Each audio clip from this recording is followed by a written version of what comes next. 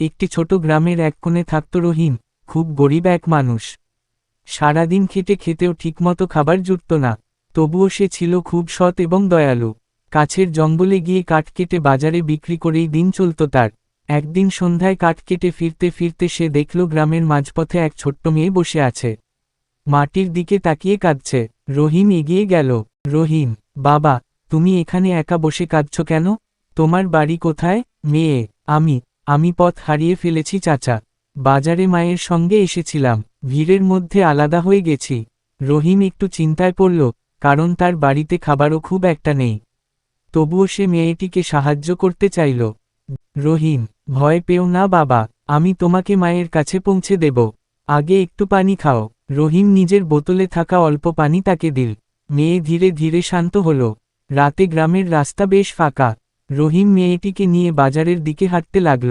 মেয়েটির হাত কাঁপছিল, সে ভয় পাচ্ছিল। মেয়ে, চাচা, আপনি কি সত্যিই আমাকে মায়ের কাছে পৌঁছে দিতে পারবেন? রহিম, ইনশাআল্লাহ বাবা, তুমি শুধু আমার হাতটা শক্ত করে ধরো, কিছু হবে না। কিছুক্ষণ পর তারা বাজারের মাঝখানে পৌঁছালো। সেখানে দেখা গেল কিছু লোক আলোচনা করছে, একজন মা তার মেয়েকে হারিয়ে ফেলেছে। মেয়েটি তাদের দেখে চিৎকার করে উঠল, মা! মেয়ে দৌড়ে গিয়ে মাকে জড়িয়ে ধরল। মা তাকে ফিরে পেয়ে কেঁদে ফেলল। তারপর রহিমের দিকে তাকালেন। মায়ের সংলাপ, আপনি কি আমার মেয়েকে উদ্ধার করেছেন? আপনাকে কত ধন্যবাদ দেব বলুন। রহিম, আমি শুধু মানবতা করেছি আপা। আপনি আপনার মেয়েকে পেয়েছেন, এটাই আমার আনন্দ। রহিম ফিরে যাওয়ার জন্য চলতে লাগল। মা লক্ষ্য করলেন, লোকটির জামা ছেঁড়া, পায়ে স্যান্ডেল নেই, আর হাতে কাঠের ভারী বোঝা। মা, ভাই, দাঁড়ান, অন্তত আমার কৃতজ্ঞতা গ্রহণ করুন। রহিম, না আপা, দরকার নেই। আমি কিছু চাই না, মেয়েটিকে পেয়ে আপনি খুশি, ওটাই যথেষ্ট। কিন্তু মা তবুও তাকে থামালেন। আপনি না চাইলে ঠিক আছে, কিন্তু আমি কৃতজ্ঞতা দেখানো থেকে বঞ্চিত হব না।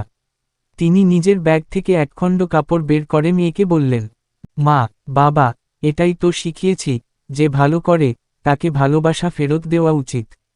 তুমি চাচাকে দাও। মেয়েটি কাপড়টা রহিমের হাতে দিল। মেয়ে, চাচা, আপনি আমাকে ভয় থেকে বাঁচিয়েছেন। এটা আমার খুব পছন্দের কাপড়, আপনি রাখুন। রহিম কাপড়টা হাতে নিয়ে অবাক হয়ে দাঁড়িয়ে রইল। সে কিছু বলতে পারছিল না। রহিম, বাবা, তুমি আমাকে এত দামি জিনিস দিচ্ছ, আমি কিভাবে নেব? মেয়ে, আপনি আমাকে নিরাপদে বাড়ি পৌঁছে দিয়েছেন, এটা খুব ছোট প্রতিদান। রহিমের চোখ ভিজে উঠল। সে কাপড়টি আদর করে ভাঁজ করল।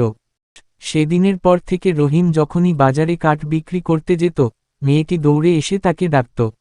মাঝে মাঝে তার মা রহিমকে খাবার দিতেন, কখনো পুরনো জামা দিতেন। রহিম কখনো কিছু দাবি করত না, কিন্তু তারা মনে করত, ভালো কাজের প্রতিদান ভালোভাবেই দেওয়া উচিত। এভাবে রহিম বুঝে গেল, মানুষের জন্য একটু ভালো কাজ করা কখনো বৃথা যায় না। কোনো না কোনোভাবে সেই ভালো আবার ফিরে আসে।